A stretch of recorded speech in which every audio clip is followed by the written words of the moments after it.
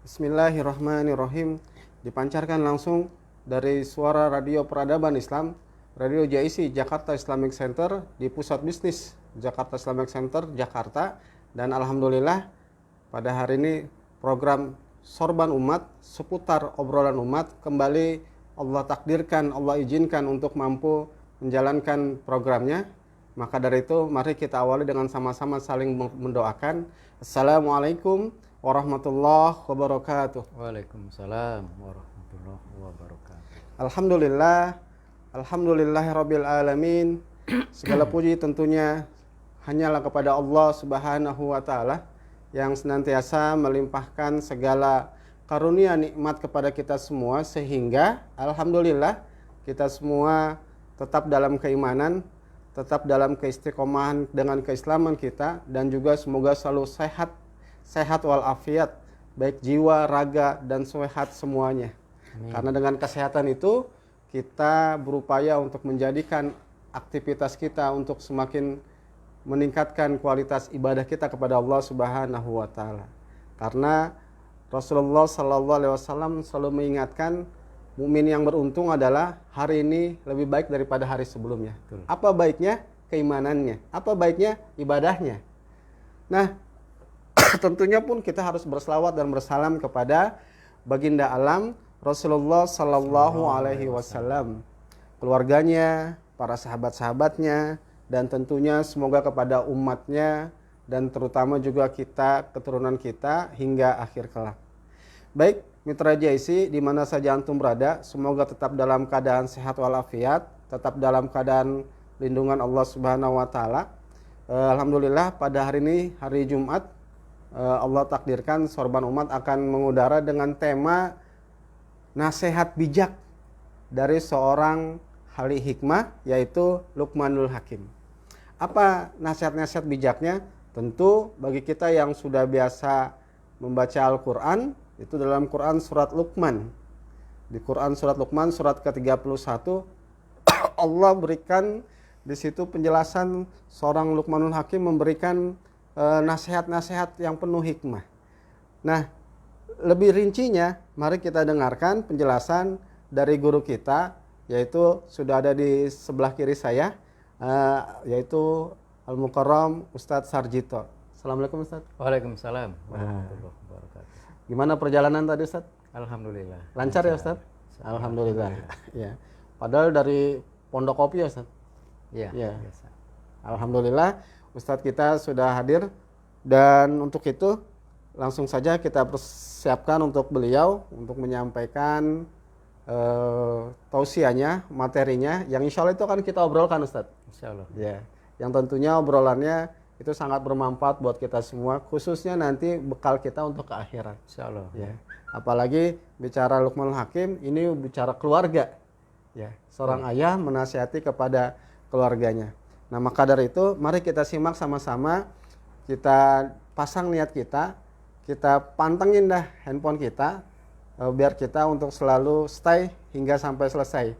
Bagi yang ingin bertanya bisa nanti dilihat di link Facebooknya. Oke? Mari untuk itu kami persilakan kepada Al-Mukarram untuk menyampaikan hal-hal yang memang harus kita sampaikan untuk kepada umat ini. Tafadhol Ustaz. Baik, terima kasih atas waktu dan kesempatannya Ustaz Hasan. Ya. Assalamualaikum warahmatullahi wabarakatuh. Waalaikumsalam warahmatullahi wabarakatuh. Innal hamdalillah nahmaduhu wa nasta'inuhu wa nastaghfiruh. Wa na'udzubillahi min sururi anfusina wa min sayyiati a'malina. May yahdihillahu fala mudhillalah wa may yudlil fala hadiyalah. Asyhadu alla ilaha illallah wahdahu la syarikalah wa asyhadu anna Muhammadan abduhu wa rasuluhu la nabiyya ba'dah. Wa qala Allahu ta'ala fil Qur'anil Karim. Bismillahirrahmanirrahim. A'udzubillahi minasyaitonir rajim.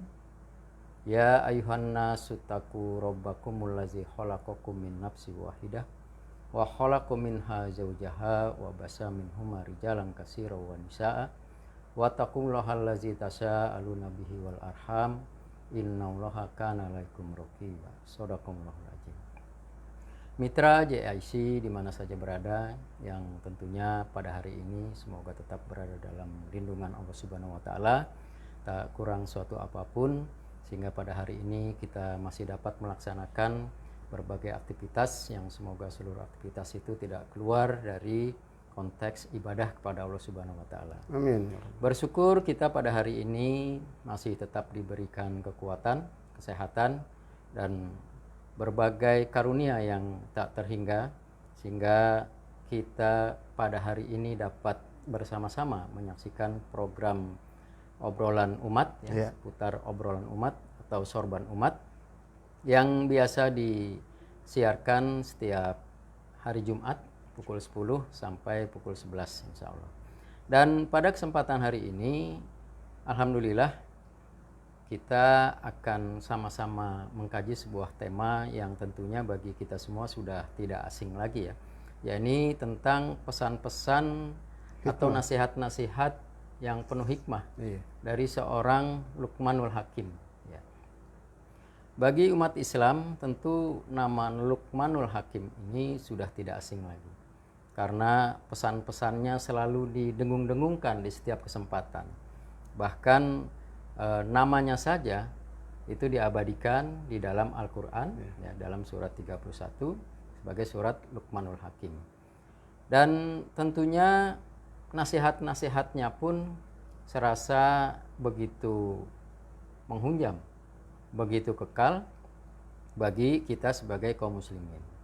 Ya, begitu banyak nasihat, ya, wasiat-wasiat yang sangat fundamental bagi kehidupan umat manusia ini, sehingga Allah mengabadikannya di dalam Al-Quran sebagai sebuah nasihat-nasihat penting dalam kehidupan umat manusia.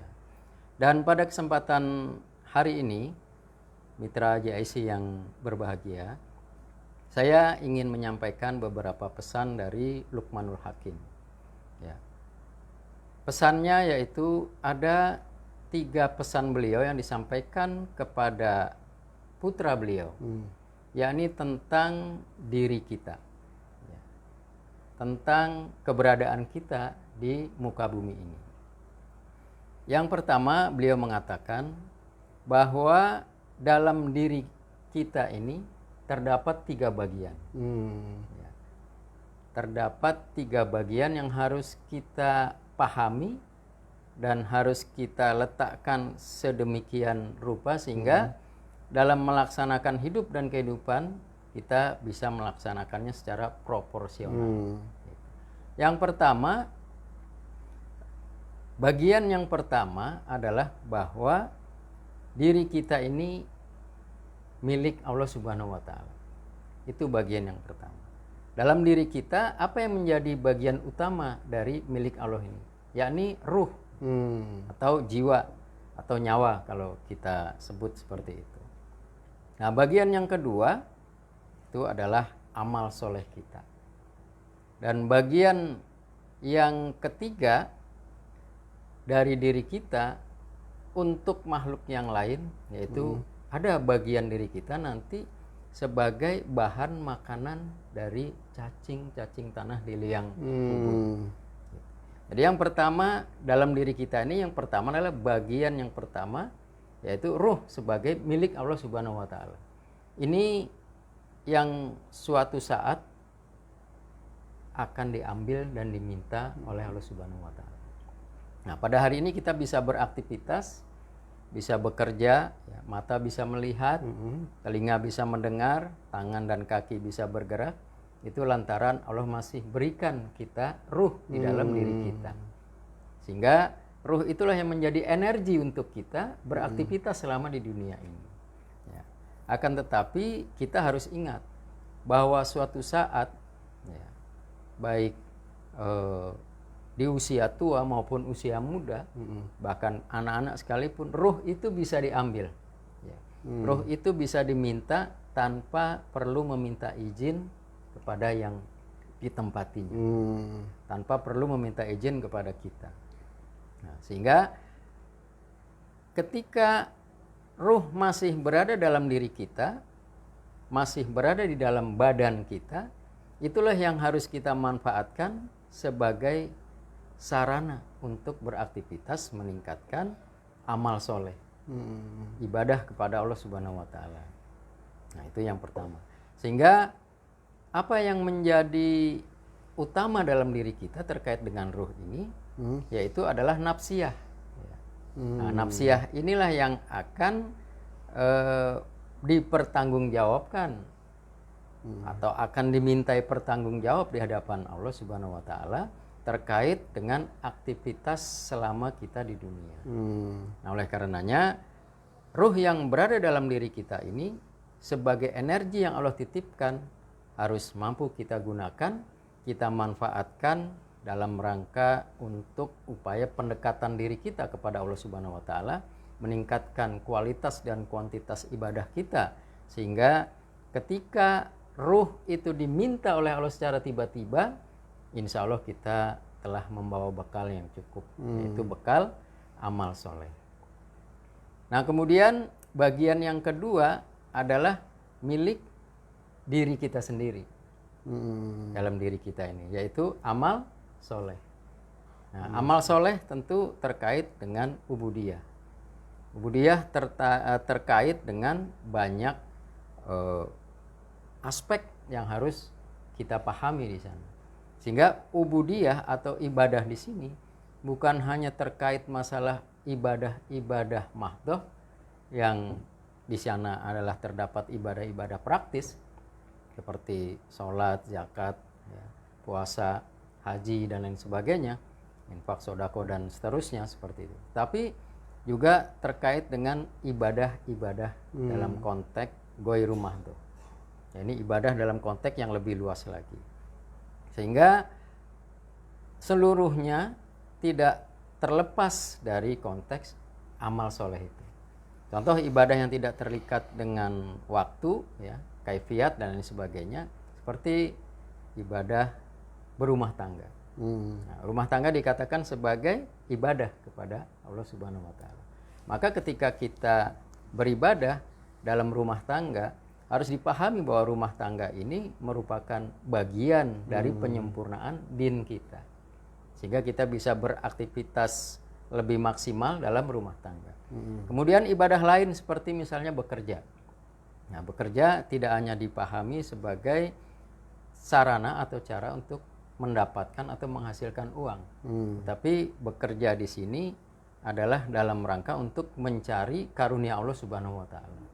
Nah, karunia Allah Subhanahu wa Ta'ala itu bisa saja berupa benda, materi, ya, bisa juga berupa keberkahan. Sehingga ketika yang dicari adalah karunia Allah, kita tidak lagi terikat dengan jumlah berapa nominal yang kita dapat, atau menyesali apa yang hilang, atau menyesali apa yang tidak kita dapat. Tetapi di balik itu adalah terdapat karunia. Nah, begitu juga ibadah yang lain seperti menuntut ilmu.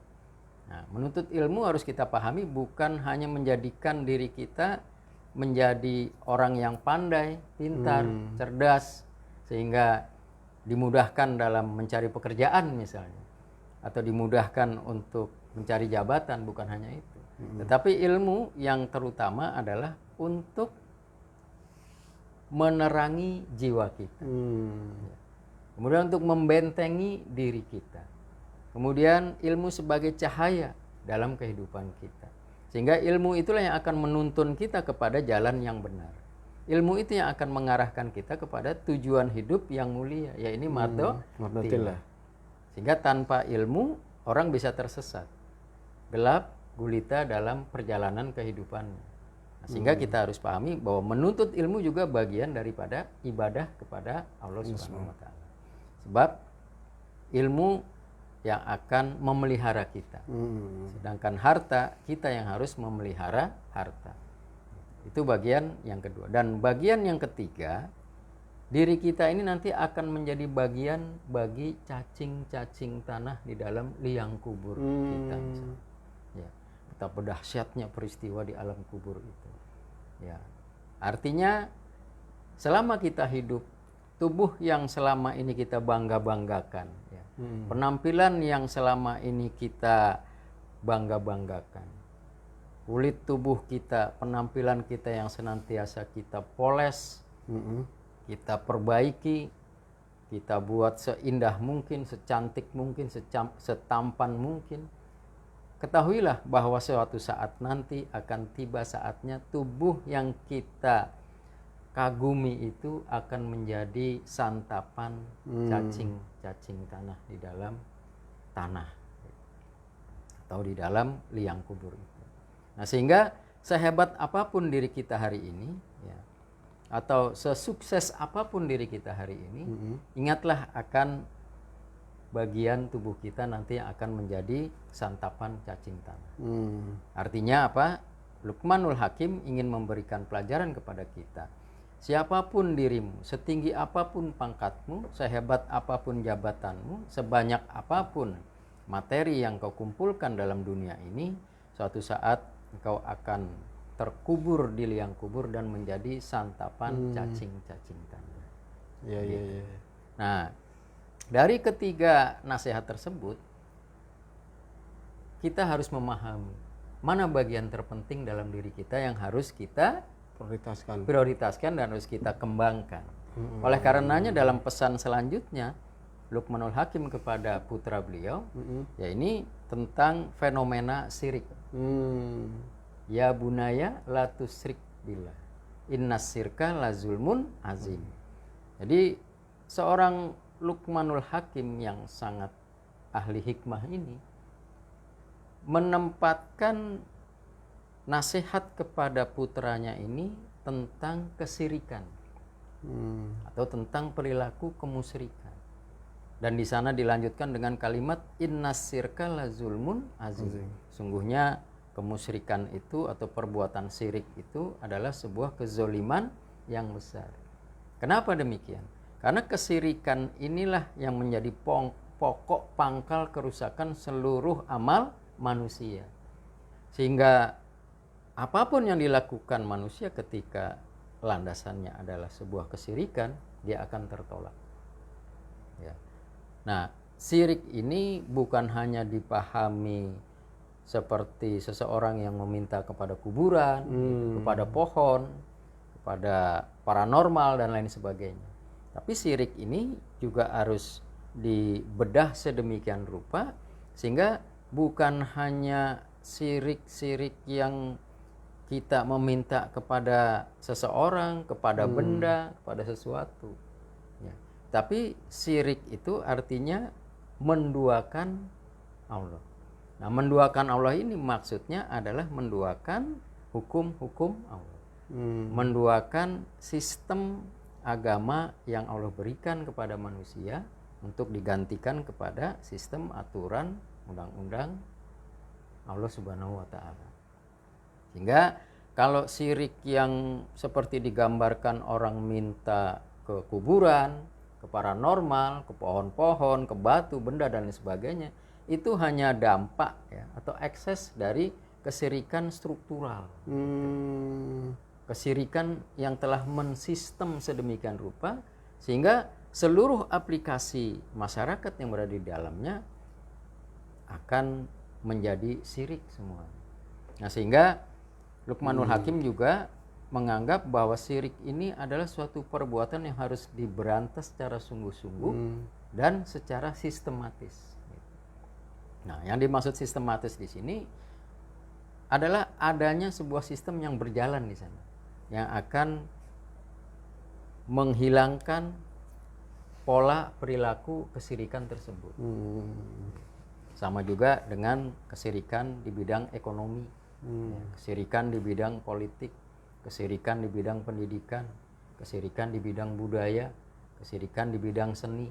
Jadi syirik ini telah merambah seluruh aspek kehidupan manusia yang dijalankan secara sistemik.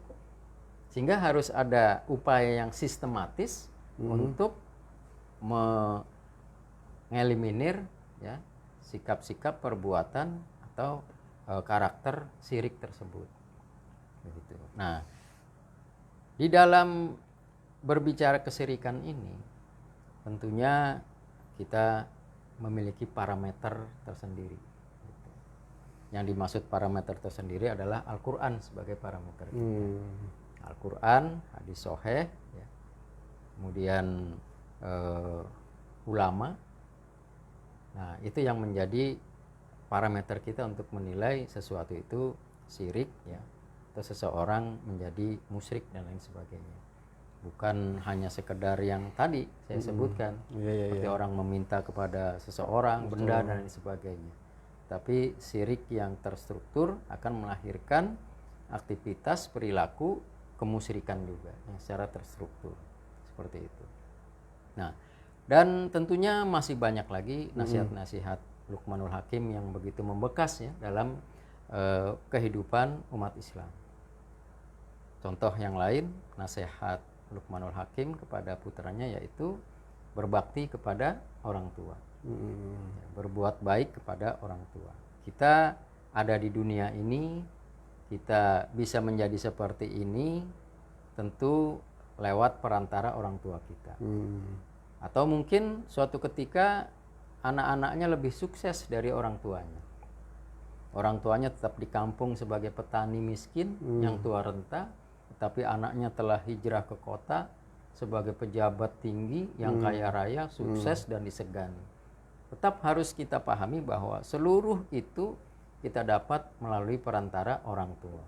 Oleh karenanya Allah berpesan ya, berfirman dalam Al-Quran untuk bersyukur kepada Allah dan kemudian bersyukur kepada kedua orang tua. Aniskurli wali walidaika. Bersyukurlah kepadaku dan kepada kedua ibu bapak.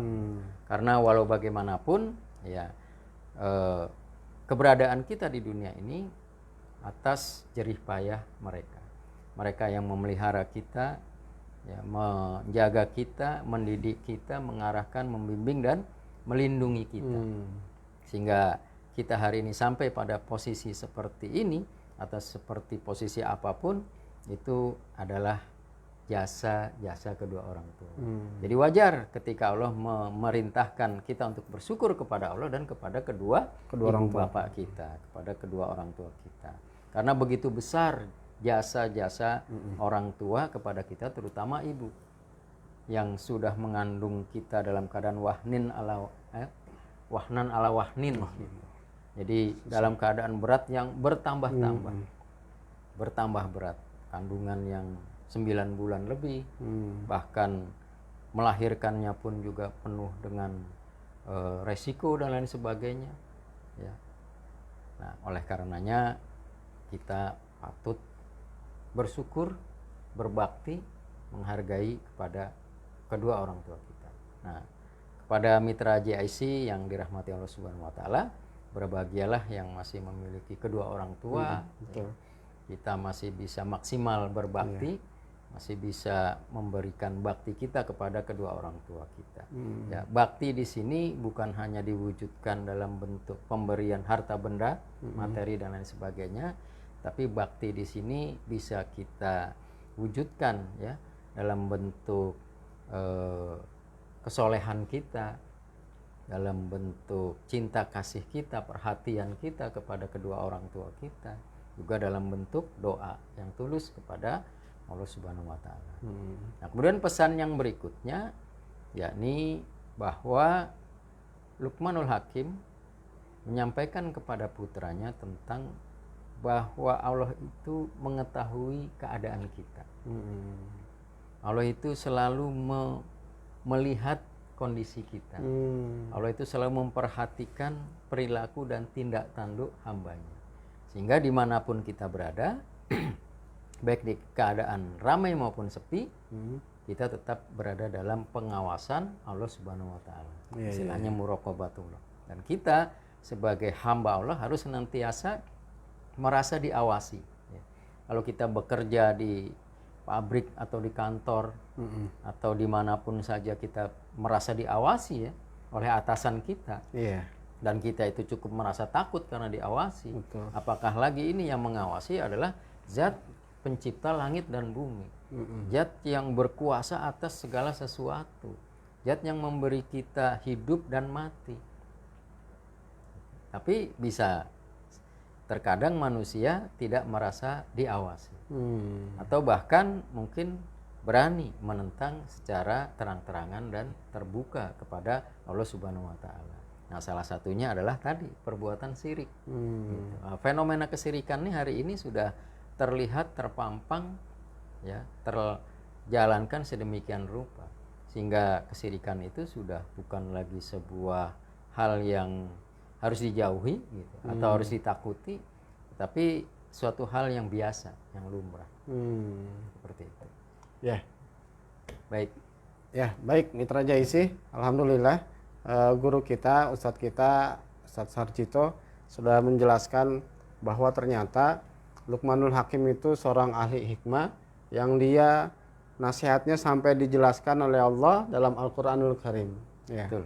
Dalam Quran surat Luqman, dan ternyata banyak pesan-pesan Luqmanul Hakim. Namun yang menjadi substansi utamanya itu yang tadi Ustadz sudah sampaikan. Betul. Bahwa manusia itu memiliki 3 unsur ya Ustadz ya. Ya. Ya, ada unsur yang ternyata itu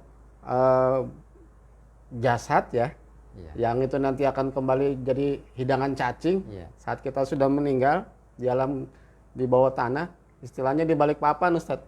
Betul ya. Ya. Ya. Nah kita yang belum masih di atas bumi ini maka harus selalu mempersiapkan diri. Betul. Ya. Dan setiap kita juga unsur selanjutnya adalah ruh, energi. Ya. Napas kita bisa melihat, bisa bernapas dan segala-galanya. Dan juga unsur yang utama rupanya tadi Ustadz sampaikan unsur nafsiyah. Nafsiyah. Ya. Betul. Nah unsur jiwa Ustadz ya. Karena banyak kalangan apa nih Ustadz? Taunya jasmani dan rohani. Oh ya. Ya. Betul. Ternyata ada unsur nafsiyah, unsur jiwa ya. Nah, maka di mana kok dia menjadi unsur yang utama tadi Ustadz sampaikan? Betul. Nah, jadi memang akhir-akhir ini ada beberapa kajian yang itu seakan meredefinisi ulang tentang unsur-unsur manusia. Sebetulnya bukan meredefinisi ya, artinya sejak diciptakan manusia yang pertama pun manusia pasti sudah memiliki unsur-unsur hakiki tersebut. Gitu. Nah, apakah selama ini disebut 2 itu memang hanya 2 tetapi satu tidak disebut, ataukah memang 3 tetapi taunya cuma 2, gitu, atau sebetulnya tahu 3 tapi yang disebut cuma 2. Nah, sebaiknya memang ini dijelaskan sedemikian rupa. Nah, saya ingin mengambil sebuah analogi barangkali supaya ini bisa pendekatannya itu bisa diterima gitu. Contoh kalau tadi saya sebutkan bahwa ruh itu adalah energi. Seperti sebuah komputer dia butuh energi. Listrik. Butuh, ya katanya listrik lah seperti itu. Energi untuk menghidupkan perangkat tersebut. Gitu kan? Nah, kemudian dia bisa mewujud itu karena ada bendanya. Ada hardware-nya. Perangkat kerasnya. Nah, perangkat kerasnya ini sebagai wadah bagi di sana terhimpunnya energi tadi, listrik. Sebab kalau tidak ada wadahnya, listrik mau ditempatkan di mana kan tidak. Artinya listrik sebagai energi itu ada di dalam fisik tubuh kita, roh sebagai energi ditempatkan dalam fisik sehingga tangan, kaki, mata, telinga bisa bergerak, begitu kan? Nah, sama seperti komputer juga seperti itu. Tetapi komputer tidak bisa beroperasi, berjalan hanya dengan energi listrik dan casingnya saja, perangkatnya. Tetapi dia harus ada program di sana. Nah, programnya terserah manusianya yang mau menciptakan komputer itu, mau membuat komputer itu. Diinstal gitu. Diinstal ada program kalkulator misalnya, dia bisa menghitung sampai sedemikian banyaknya. Biasanya Office, Ustaz. Nah, ada program untuk perkantoran, Office dan lain sebagainya. Maka di luar itu dia tidak akan mampu bekerja yang di luar yang sudah diprogramkan. Nah, sama seperti manusia. Ruh seperti energi. Maka ketika pun kita tidur, energi itu tetap ada. Maka manusia begitu tidur juga masih bisa bolak-balik. Ada yang ngorok, Ustaz? Ya, ada juga yang tidurnya berjalan. Kan begitu. Tapi dia tidur. Nah, ini membuktikan bahwa manusia itu memiliki energi. Ya, sehingga tubuh bisa bergerak. Nah, kemudian fisik kita ini adalah wujud nyatanya. Nah, tetapi tubuh kita, tangan kita, kaki kita, mata, telinga, dan lisan kita, seluruhnya ini diprogram, ya, diperjalankan oleh nafsiyah tersebut, program tersebut. Gitu. Nah, nafsiyah itulah yang akan mengarahkan tangan kita apakah untuk kebaikan, apa untuk keburukan. tangan itu yang akan mengarahkan lisan kita. Apakah kita akan menyampaikan hal-hal yang baik, berguna, bermanfaat, atau hanya untuk menyampaikan sesuatu yang tidak berguna, bermanfaat. Begitu juga mata, telinga, dan seluruh apa yang kita miliki. Nah, sehingga begini misalnya, seorang yang mendengar azan untuk sholat, azan subuh misalnya, meskipun telinga ini sama-sama mendengar, bagi yang nafsiyahnya ini hidup, dia akan berangkat ke masjid. Bagi yang nafsiyahnya tidak hidup, meskipun ada telinga, ada tangan dan kaki, dia tetap melanjutkan tidurnya. Nah, sehingga yang menggerakkan kita ke masjid itu bukan hanya kaki, karena kaki ada yang memerintahkan, yaitu nafsiyah tadi.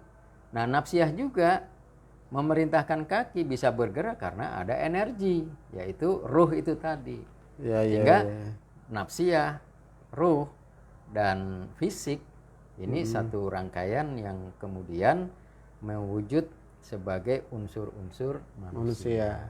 Di situ. Maka yang diminta pertanggungjawaban adalah nafsiyah, karena fisik tadi kata Luqmanul Hakim akan menjadi santapan cacing tanah. Ruh akan kembali kepada Allah. Nah, yang diminta pertanggungjawaban atas seluruh aktivitas amal perbuatan kita selama di dunia adalah nafsiyah itu. Atau yang sebagian orang mengatakan nafsiyah itu juga termasuk akal. Jadi akal ini berbeda dengan pikiran. Kalau akal itu adalah yang membedakan hak dan batil. Kalau pikiran dia bisa berpikir apapun terlepas dari hak dan batil. Makanya kadang ada kalimat begini, Ustaz. Mikir dong, mikir. Bukan akal ya? Ya seperti ya sebetulnya mikir untuk dalam arti kata bertafakur terhadap fenomena alam, fenomena kehidupan, itu awalnya berpikir. Tapi kemudian akal yang membimbing pikiran itu. Kalau berpikir ya banyak juga orang yang berpikirnya luar biasa gitu, seperti menjadi ahli, pakar dan lain sebagainya kan. Tapi kan hanya dalam konteks keilmuan. Gitu. Sehingga terlepas dari hak dan batil. Nah, kalau akal ini adalah yufariqu bainal haqq wal batil, yaitu yang Allah berikan kepada kita untuk membedakan hak dan batil itu tadi. Sehingga bisa jadi ada orang pinter, cerdas, ya, bahkan menjadi ilmuwan, tapi tidak pandai membedakan mana hak, mana batil. Gitu. Nah, Islam menselaraskan, mensinkronisasi semua itu, kemampuan berpikir yang dipandu oleh nafsiyah itu tadi, sehingga akalnya mampu membedakan hak dan batil. Contoh, orang-orang korupsi itu kan rata-rata orang pinter, sekolahnya juga tinggi-tinggi, maka korupsi itu pasti dilakukan oleh pejabat. Nah, bisa jadi pejabatnya sekolahnya tinggi, pinter berarti kan. Nah, tapi dia bisa melakukan perbuatan yang melanggar hukum, korupsi misalnya gitu, atau dia menipu dan lain sebagainya. Nah, tapi orang yang mampu memanfaatkan akalnya, nafsiyahnya, dia bukan hanya pintar, tapi mampu menjaga dirinya untuk tidak terjerumus kepada hal-hal yang maksiat. Seperti itu. Ya, sungguh menarik ini, Ustaz. Insya Allah ya. Dan kayaknya harus perlu kajian panjang nih, Ustaz, tentang diri kita. Betul. Karena ada Ustaz sebelumnya menyampaikan awalam yatafakkaru fi anfusihim. Jadi awal untuk memikirkan tentang penciptaan Allah berawal dari diri kita. Ala anfusihim. Tadi anfus berarti jiwa tuh, Ustaz ya. Ya, kan di dalam Al-Qur'an juga disampaikan sanurihim ayatina fil afaqi wa fi anfusihim. Gitu. Dan kami hamparkan ayat-ayat aku kata Allah itu ke segenap ufuk. Ufuk itu ya ini karena pendekatan manusia ya, yang bisa dipahami sejauh-jauhnya itu adalah ufuk timur, ufuk barat. Ya, itu pendekatan bahasa untuk manusia. Wa fi anfusihim, dan kepada diri-diri kalian sendiri. Jadi diri kita itu pada hakikatnya adalah perwujudan dari ayat-ayat Allah juga. Betul. Di sana ada berbagai macam keajaiban yang luar biasa. Ya. Hari ini manusia baru menemukan 7 keajaiban dunia ya. Termasuk air terjun, itu, ada menara yang miring gitu.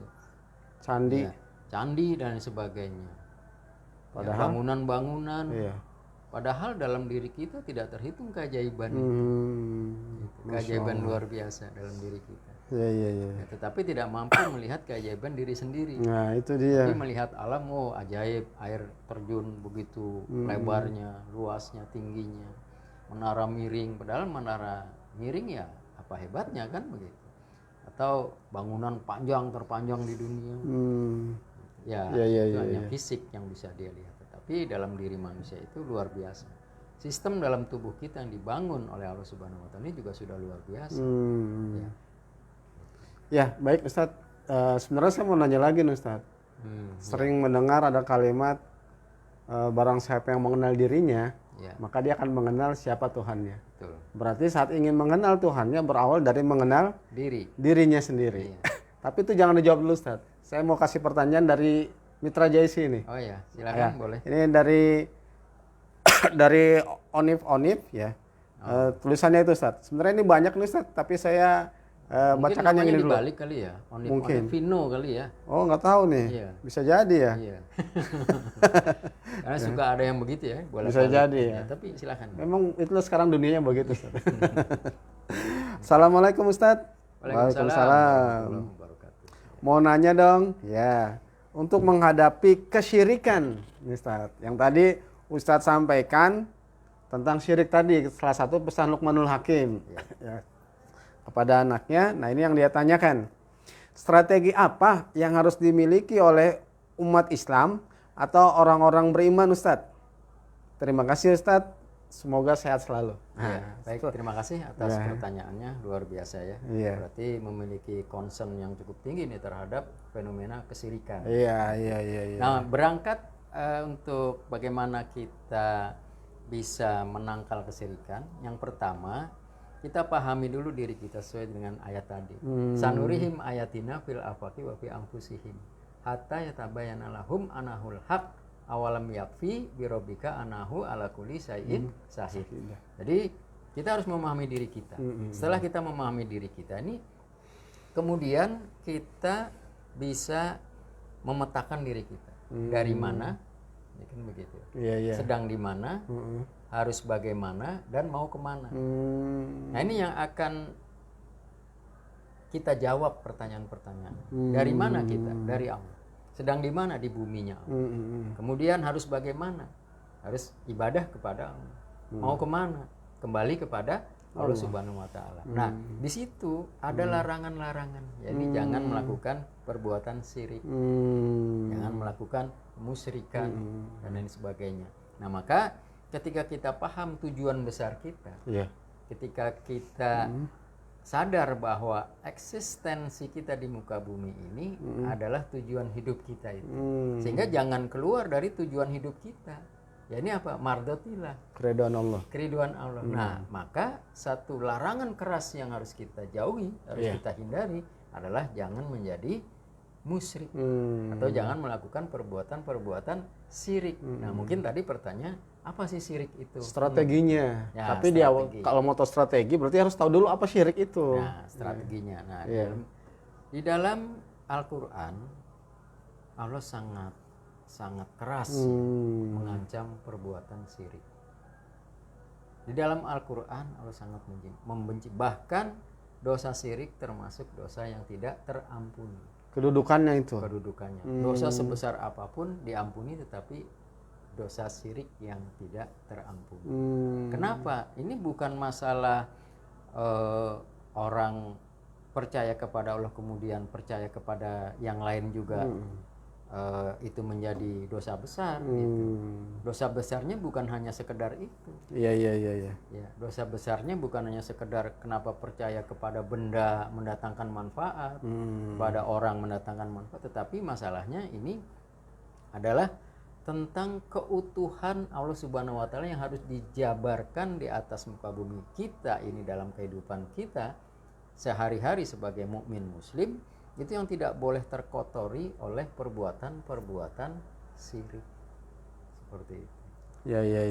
Nah, sehingga syirik ini maknanya adalah menyatukan apa yang harus disatukan, memisahkan apa yang harus dipisahkan. Nah, kalau syirik kebalikannya, menyatukan apa yang harus dipisahkan, ya. Kemudian memisahkan apa yang harus disatukan. Harusnya satu, tapi dengan syirik dipisah. Harusnya terpisah dengan karena syirik, dia syirik, maka menjadi, dia menyatukan. Nah, contoh yang paling nyata kesirikan, apa yang harus dipisah kemudian menjadi satu, ya ini antara hak dan batil disatukan. Padahal dia harusnya nggak bisa bercampur aduk, Nah, terpisah. Sedangkan dalam Al-Quran dikatakan bahwa nu'min biba'din nakfur biba'din, itu menjadi kufur. Menerima sebagian dan menolak sebagian itu juga menjadi kufur. Contoh, kita menerima sebagian hukum-hukum Allah, ya, karena mungkin ada enaknya, ada untungnya, ada kesenangan di sana. Tapi di lain sisi menolak hukum-hukum Allah yang lain. Nah, itu lalu dikatakan orang yang demikian adalah orang yang syirik, orang yang kafir. Jadi menyatukan apa yang harus dipisahkan dan memisahkan apa yang harus disatukan. Seperti misalnya kita beriman kepada Allah, kita mengaku muslim, melaksanakan, tetapi kita juga mengakui ada aturan-aturan lain, sistem cara lain yang itu juga boleh dilakukan. Berarti itu yang harusnya dipisah disatukan, yang harusnya disatukan dipisahkan. Nah, contoh-contoh seperti inilah yang sudah melembaga di dalam masyarakat, sehingga seolah ini merupakan satu kewajaran, ya, orang melakukan pemisahan, penyatuan dalam rangka kemusyrikan itu tadi, sehingga itu bukan sesuatu yang perlu dikritisi atau bukan sesuatu yang perlu dikaji ulang seperti itu. Jadi strateginya kalau menurut saya adalah pahami diri kita. Eksistensialisme kita di dunia ini adalah tidak boleh lepas dari tujuan utama kita. Tidak boleh lepas dari sana. Sebab ketika kita lepas dari tujuan utama kita, kita akan melaksanakan program-program kesirikan itu tadi. Menjauh, melepaskan diri dari sistem tata kelola yang Allah berikan, itu juga bagian daripada syirik. Berarti kita hidup berjalan melaksanakan sistem lain, itu juga bagian daripada kesirikan. Nah, itu yang harus kita pahami. Ya. Berarti strategi ini bisa dijalankan dengan sendiri atau harus dengan bersama-sama, Ustaz? Ya, karena kesirikan ini dijalankan secara sistemik, gitu kan? Berarti tidak bisa dihadapi one man show, tidak bisa dihadapi per individu, perorangan. Berarti harus dihadapi secara sistemik pula. Nah, makanya Luqmanul Hakim berpesan kepada putranya harus memberantas kesirikan ini secara sungguh-sungguh dan sistemik. Sistemik itu berarti ada pola yang berjalan di sana, yang menggerakkan program itu tadi. Seperti itu. Nah, kalau individu-individu ini sebetulnya dampak dari sistem yang berjalan. Seperti sistemnya syirik, ya masyarakatnya berjalan dalam kesirikan.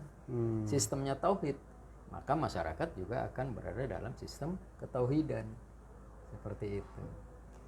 Berarti sebagaimana juga sering saya dengar, Ustaz, bahwa saat kita masuk Islam harus kafah. Sering tuh, Ustaz, Islam kafah. Udkhulu fi silmi kafah. Berarti kan jangan sampai ada kesirikan apa? Ya, salah satunya seperti itu. Artinya kafah di sini kita memahami bahwa tidak ada satupun bagian dari sistem kehidupan ini yang ditinggalkan oleh Islam. Tidak ada satu aspek yang dinihilkan oleh Islam dalam kehidupan ini. Sehingga dikatakan kafah, menyeluruh di sini. Pertama, kita harus menyadari keberadaan kita, menerima Islam itu harus seluruhnya. Kemudian setelah menerima Islam seluruhnya itu, kita harus berupaya secara maksimal melaksanakan seluruhnya. Dan bukan hanya melaksanakan seluruhnya atau sebagiannya sebagai individu, tetapi melaksanakan kafah di sini artinya berada dalam sebuah sistem. Sistem Islam itu sendiri. Makanya di situ dikatakan fisilmi kafah. Nah, silmi ini merupakan sebuah sistem, ya, yang Allah Iya, iya, bangun iya. itu, nah semua manusia harus masuk ke sana. Makanya kan ayatnya di sana berbunyi ya ayyuhallazina amanu. Jadi menyeru kepada orang Islam, orang beriman untuk masuk kepada Islam yang kafah. Berarti logikanya bagaimana? Apakah ada orang yang mengaku beriman tapi tidak terikat Dengan secara sistem Islami. sistem Islam? Gitu. Nah, berarti ada kalau menurut ayat itu. Iya, iya, iya. Nah, contoh dalam Al-Quran juga dikatakan, Rasul menegur kepada Arab Badui kan, kulam tu'minu, katakan kau belum beriman, tetapi engkau baru Islam, karena iman belum menghunjam ke dalam jiwamu. Maknanya apa? Jadi bisa saja orang yang tidak beriman tapi melaksanakan perintah-perintah pelajaran Iya. ajaran Islam, seperti itu. Contoh orang Badui tadi, Iya, iya, iya, iya. Ya. orang Badui tadi yang mengaku beriman, gitu, padahal belum beriman.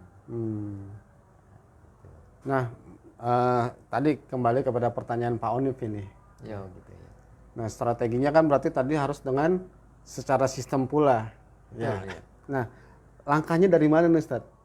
Langkah-langkah yang bisa kita kerjain dulu gitu untuk menghindari kesyirikan itu. Betul. Ya. Ya, kalau Karena gini Ustaz, ada yang bilang begini. Kemarin ada kawan saya, jangankan kepada Allah, syirik pada Allah. Ibu-ibu ditanya, "Bu, gimana kalau suaminya nikah lagi? Gimana kalau dengar suaminya marah-marah?" Marah Pak Ustaz. Ini baru dengar gitu. Apalagi Allah. Ya. Nah, bagaimana langkah-langkah yang sederhana Ustaz yang bisa kita kerjakan nih biar Mitra JC, oh ini syirik, bagaimana kita menghadapinya?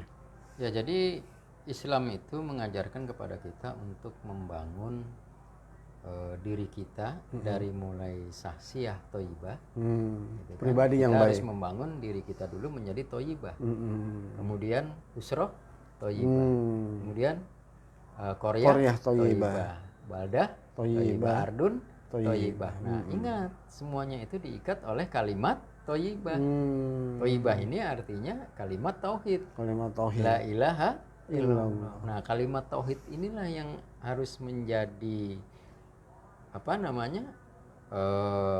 frame bagi kita, bingkai bagi kita untuk membangun diri, membangun keluarga, ya, membangun generasi, membangun masyarakat, baldah dan seterusnya. Makanya ada istilah baldatun toyibatun warobun kofur. Nah, itu tidak semerta berdiri semerta-merta gitu, tapi dibangun dari tadi. Nah, langkahnya itu tadi. Sahsiah toibah.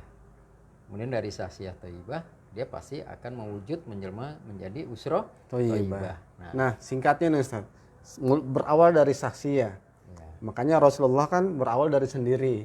Akhirnya membentuk Khadijah dengan istrinya. Keluarga. Nah, sendirinya itu apa nih Ustaz? Apa kalau dengan kalimat tauhid tahlilan? Apa ikut pengajian? Apa dengar kajian? Apa zikir? Apa gimana nih Ustaz? Sendirinya. Iya, untuk sendirinya itu gitu. Apa yang dimaksud dengan toibah tadi? Iya. Nah, tadi kan sudah kita singgung. Sahsiah toibah. Iya. Usroh toibah, koryah toibah dan seterusnya. Iya. Yang mengikat itu semua, ukuran parameter yang menjadi baik adalah kalimat toibah. Apa itu toibah? Ya, yaitu kalimat tauhid. La ilaha illallah. Itulah yang menjadi sandarannya. Jadi parameter kita pribadi yang baik itu apa? Apakah pribadi yang baik ini selalu berada di masjid? Ya mungkin bisa. Apakah pribadi yang baik ini yang selalu memakai sorban, peci, sarung? Ya bisa juga begitu. Tapi sorban, itu, tapi bukan itu semata-mata kebaikan itu. Nah, kebaikan di situ kalau menurut Al-Quran, ya kan? Nah, kebaikan itu adalah laisal biro antuwalu wujuhakum kibalal masyriqi wal maghrib. Kebaikan itu bukanlah wajahmu menghadapkan ke barat atau ke timur, bukan mengikuti budaya barat atau budaya timur. Gitu kebaikan itu. Atau bukan berarti membenci barat atau membenci timur. Kebaikannya yang pertama apa?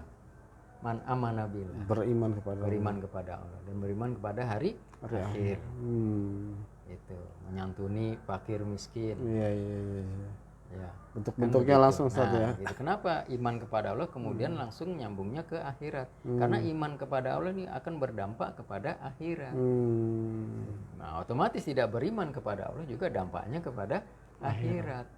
Seperti itu. Iya, iya, iya, iya, iya. Ya, jadi begitu saya rasa sistematikanya. Iya, iya, iya. Jadi dibangun, diikat oleh kalimat thayyibah itu tadi. Iya. Nah, kalimat itulah yang menjadi kekuatan bagi generasi ke generasi. Makanya apa yang diwariskan oleh Nabi Ibrahim, ya, oleh atau Nabi Ishak dan nabi-nabi selanjutnya itu adalah kalimat bakiyah. Nah, kalimat bakiyah itu kalimat thayyibah. Sehingga termasuk Siti Hajar yang ditinggalkan di padang tandus pun tunduk, rela dan patuh kepada Nabi Ibrahim itu semata-mata karena ikatan kalimat bakiyah itu tadi, kalimat thayyibah itu tadi. Nah, itu yang menjadi dasar bagi kita. Sehingga baik itu bukan hanya nampak baik, tapi baik itu kalau melihat ayatnya itu tadi adalah tersistemkan dalam sebuah sistem kebaikan, yaitu Islam itu tadi, sebuah sistem. Ya, jelas ya Mitra Jaisi, saat kita ingin terjauhkan dari kesyirikan ya Ustadz ya. Karena ini kan luar biasa, karena syirik tadi kata Ustadz dosa yang besar yang tidak Allah ampuni. Betul. Dan kezaliman yang besar, sehingga Luqmanul Hakim pesan-pesan banget sama anaknya ya. Dan ini kan tentunya buat kita semua ya. Jangan sampai amalan ibadah kita karena syirik itu terhapus semuanya. Nah, sebelum saya lanjut, ini ada pertanyaan lagi nih Ustadz. Oh ya, boleh masih ya? Ada waktu? Iya, masih Ustadz. Selama kita masih hidup masih ada waktu. Cuman acara kita sampai jam 11. Iya. Silakan ya. Ya. Dari siapa ini? Dari Syafiq ini Ustadz. Oh, Syafiq. Syafiq di Sunter. Iya. Ustadz mau tanya nih, apa sih kiat-kiatnya? Nah, kiat-kiatnya Ustadz. Kiat-kiat. Iya. Apa sih kiat-kiatnya untuk senantiasa bisa mendapatkan ridho Allah Subhanahu wa taala? Oh, iya. Tadi kan Ustadz sampaikan mau kemana kita, tujuan kita kan ridho Allah. Nah, dia tanya kiat-kiatnya nih Ustadz. Betul. Nah, kalau bicara kiat-kiat, ya memang saya rasa banyak lah ya yang Banyak bisa ya. memberikan kiat-kiat. Gitu. Kiat menjadi sukses, kiat-kiat menjadi orang yang berhasil, kiat-kiat orang yang bisa memiliki keimanan teguh, tangguh, gitu, sabar, sakinah dan selanjutnya. Nah, dalam hal ini memang kiat-kiatnya itu sebetulnya kalau dalam Islam itu sederhana. Ya. Kiat-kiat bagaimana kita tadi membangun keimanan yang kuat. Yang pertama, kita harus senantiasa berada dalam niat yang baik. Niatnya dulu. Ya, niat apapun kondisinya, keadaannya, problemnya, kita harus memiliki niat yang baik. Sebab niat ini biasanya yang memberangkatkan seseorang untuk berbuat. Yang memberangkatkan seorang untuk berbuat itu adalah niat. Tapi niat ini tidak muncul sendiri begitu saja. Dia harus dibangun. Nah, landasannya adalah tauhid itu tadi. Keilmuan tauhid itu yang akan membangun niat. Sehingga orang berniat baik itu kan karena punya landasan pemahaman yang baik tentang akidah tauhid. Sehingga punya niat yang baik. Nah, jadi niat yang baik ini harus dilandasi oleh pemahaman ketauhidan yang baik. Gitu kiat-kiat. Nah, sehingga niat yang baik ini paling tidak kalaupun kita tidak mampu melakukan sebuah perbuatan yang baik, tapi kita terpelihara dari perbuatan yang buruk. Seperti itu. Jadi pertama kita dalam keadaan bagaimanapun harus memelihara niat yang baik. Niat yang baik karena Allah. Nah, tapi begini, terkadang niat seseorang bisa berubah. Awalnya baik, di tengah bisa tidak baik. Awal baik, tengah baik, di endingnya, di akhirnya tidak baik bisa. Nah, ini karena untuk mempertahankan niat yang baik itu butuh pengorbanan, butuh perjuangan. Keistiqomahan itu. Betul. Nah, kemampuan kita berjuang, berkorban itu karena punya landasan. Nah, landasan iman tauhid itulah yang akan menjadi kekuatan buat kita untuk tetap terus berada dalam niat-niat yang baik. Seperti itu. Contoh para nabi dan rasul, seperti apa cobaan, tantangan, rintangan mereka. Luar biasa kan? Tapi mereka tetap mampu menghadapi itu semua karena bekal itu tadi, kalimat bakiyah itu tadi, kalimat tauhid itu tadi. Sehingga harus kita pahami, bukan kita ingin menghayal berbuat baik seperti apa, kita ingin berbuat baik ini dan itu, bukan. Landasi dulu diri kita dengan kalimat thayyibah itu tadi. Keimanan. Keimanan, sehingga yang lahir, yang nampak, yang teraplikasi adalah kebaikan-kebaikan dan kebaikan terus. Jadi yang keluar dari lisannya, amalnya, pandangannya, semuanya kebaikan. Semuanya kebaikan. Karena tadi sudah dilandasi dengan niat, kalimat bakiyah tadi. Jadi untuk berbicara bagaimana kita supaya baik, kita tidak perlu membayangkan kebaikan apa yang ingin kita lakukan. Landasi saja dulu diri kita dengan akidah iman tauhid itu tadi. Sehingga nanti yang keluar besar kecilnya, ya lama atau sebentarnya adalah sebuah kebaikan-kebaikan. Dan Allah bukan menilai kebaikan itu dari jumlah besarnya atau banyaknya, gitu kan? Jadi landasannya yang utama Ustaz ya. Landasannya. Kalau cuma banyak belum tentu baik. Gitu kan? Sedikit juga begitu. Makanya yang dinilai di sini adalah ahsanu amala, perbuatan yang baik. Itu yang menjadi landasan. Ya. Baik, terima kasih Mitra Jaisi. Ini sudah terjawab ya dari Syafiq ya. Nah, tadi Ustadz sampaikan pesan yang Ustadz sampaikan dari Luqmanul Hakim yang penuh hikmah itu ada ketiga unsur manusia, jangan syirik dan merasa selalu diawasi Allah, gitu Ustadz ya. Betul. Tadi. Nah, yang ketiga nih Ustadz, belum kita obrolkan nih Ustadz. Ya. Bagaimana biar merasa bahwa Allah itu benar-benar selalu ya ada gitu, benar-benar selalu mengawasi. Karena bisa jadi Ustaz kalau lagi rame berjamaah kumpul iya gitu. Tapi kalau lagi sendiri nah ya ini tadi yang harus kita pahami, bahwa kita berada di bumi ini bukan wilayah kosong tanpa pemilik. Bahkan nasihat yang tadi yang awal bahwa bagian Allah itu adalah ruh kita. Sehingga Allah bisa cabut nyawa kita kapanpun, dimanapun, pada siapapun. Itulah yang harus menjadi concern kita, bahwa kita bisa diwafatkan kapan saja. Tetapi masalahnya kan bukan cuma mati. Setelah mati bagaimana pertanggungjawabannya? Berarti persiapannya itu. Nah, oleh karena itu kita sebagai seorang mukmin muslim berkeyakinan bahwa diri kita, perilaku kita itu selalu diawasi oleh Allah Subhanahu wa taala. Bahkan malaikat mengiringi kita gitu. Raqib dan Atid. Iya. Seperti itu. Jadi itu yang harus selalu disadari Ustaz ya. Disadari dalam kehidupan kita ini bahwa dimanapun dan kapanpun Allah selalu mengawasi kita, Allah selalu melihat kita dan setiap apa yang ada dalam diri kita adalah milik Allah, terutama ruh itu kapan saja bisa Allah ambil gitu ya, Allah cabut ya. Bahkan Luqmanul Hakim juga sempat menasihati anaknya yang mengatakan bahwa Allah mengetahui apa saja yang jatuh ke dalam air laut. Benda apapun sekecil apapun Allah mengetahui. Bahkan Allah mengetahui setiap dahan-dahan yang menjatuhkan daun-daunnya. Setiap daun yang jatuh ke bumi itu Allah mengetahui berapa jumlah, berapa banyak, berapa saatnya, itu Allah mengetahui.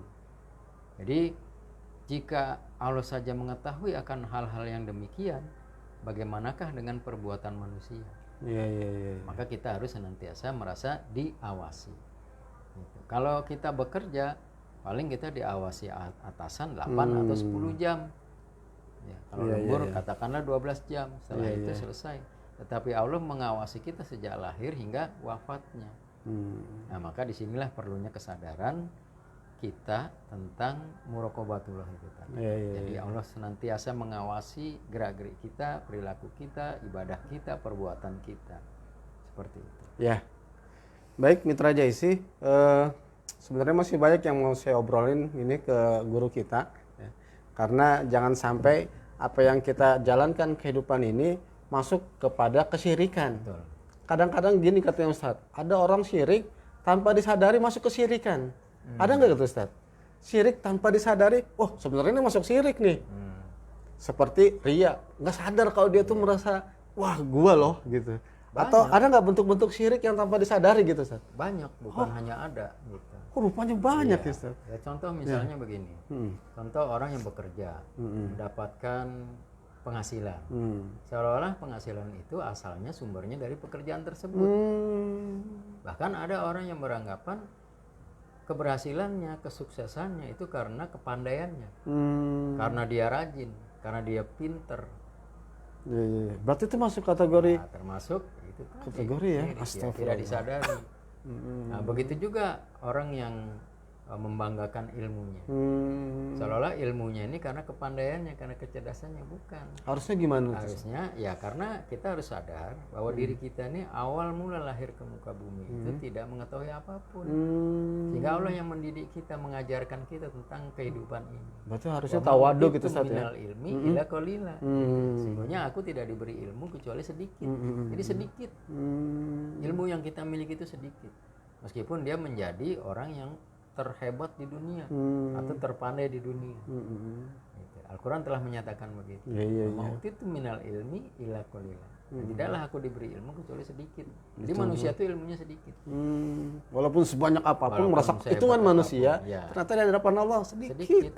Sehingga kamu tuh nggak boleh untuk merasa membanggakan diri. Dan meskipun dia merasa banyak ilmunya, suatu saat bisa dicabut ilmu itu seketika pun dia lupa apapun tentang apa yang dia pelajari. Oh, bisa Iya. tuh. Jangankan apa yang dia pelajari, warna-warni pun dia bisa lupa. Hijau, merah, bagaimana itu dia bisa lupa. Iya.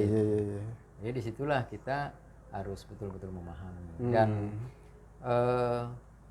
tentang banyak hal lah dalam kehidupan kita. Iya.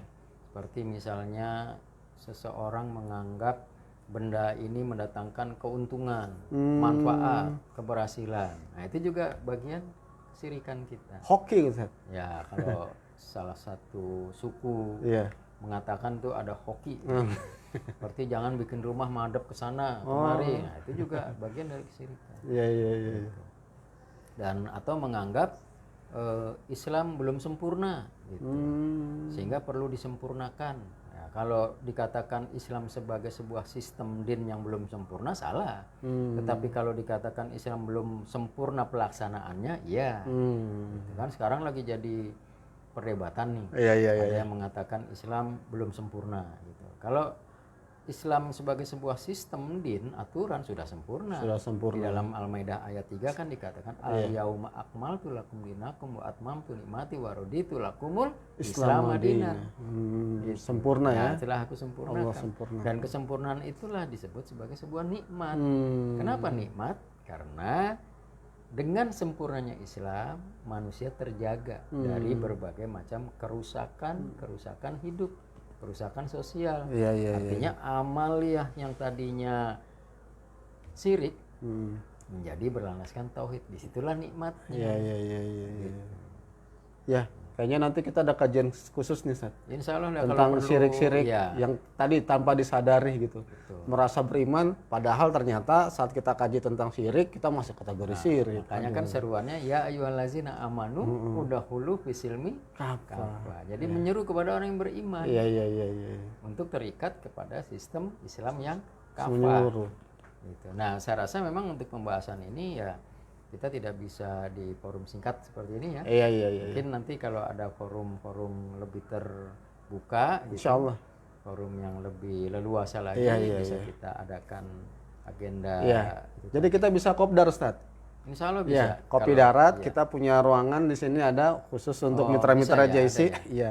Yang ingin ketemu dengan Ustadz langsung, kita untuk ngobrol-ngobrol langsung. Insya Allah, Ya, untuk sorban umat karena ini kepentingan umat, kita menyediakan bagi mitra-mitra JC yang ingin ketemu dengan Ustadz Sarjito atau sorban Ustadz sorban umat Ustadz. Iya. Ya, bisa kita adakan, tinggal nanti kita buat agendanya. Ya, kita ketemu. Namanya kopi darat, kita siapin kopi loh Ustadz ya. Oh, iya, boleh lah itu. Iya. Saya kalau ngopi kadang-kadang aja. Kadang-kadang, iya memang jangan sering-sering Ustadz sekarang. Ya. Nah baik, sebelum saya akhiri, Ustadz saya mau bacakan dulu ini yang udah masuk. Ya. Oh, iya, Dari Mardia Vira, dari Jos Lahmen, ya. Dari Babelan, dari Pak Andi Kaisar, Assalamualaikum. Wah banyak nih Ustadz pesan-pesannya. Ya. Terus juga dari Soleh Abu Rayhan, ini dari Pemalang Ustadz. Ya. Dari Pemalang ikutan, kemudian juga dari Murniati Pambang, alhamdulillah sehat semuanya. Kemudian juga dari Maulana Sultan, dari Daeng Usman. Ini dari Makassar Ustadz. Ya. Makassar menyimak ya. Kemudian dari Ahada Jainuddin Teknik, Ida Fitria Ali, Daeng Usman juga ada juga ini. Ya. Mendoakan kita Ustadz. Kemudian tadi Aminullah Ibrahim, dia sampaikan surat Luqman ayat 13 nih Ustadz. Ya, dia langsung sampaikan. Ahmad Zainal Arifin, ya ini juga hadir. Muhammad Iku Baru, ya. Abdul Mukti, tadi Honip sudah, Deng Haris, Pan Randek, ya. Ini dari calon direktur Ustaz, calon direktur Bogasari ini, ya, dari Bogasari Tanjung Priuk, ya.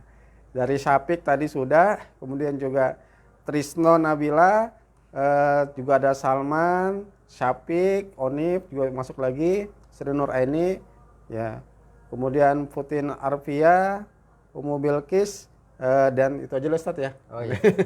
Karena waktu kita sudah habis, ya. Dari Abu Ali juga Mbak Belan. Ya. Baik Mitra Jaisi, alhamdulillah waktu kita sudah masuk jam 11, maka mohon maaf ya. Agenda Sorban Umat ini harus kita akhiri karena itu sudah menjadi agenda bersama buat kita. Setelah ini karena ada agenda-agenda yang lain, khususnya kita akan menunaikan sholat Jumat. Ya.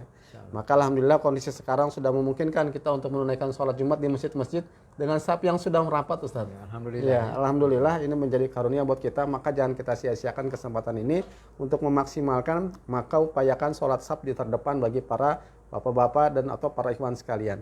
Kemudian kami ucapkan terima kasih para mitra JIC yang sudah masuk dalam pesan-pesannya di streaming Facebook kami, dan juga kami mohon maaf atas segala kehilafan yang kami lakukan, tentunya dasarnya dari syaitan lanatullah dan tentunya dari kami pula, maka mohon dimaafkan.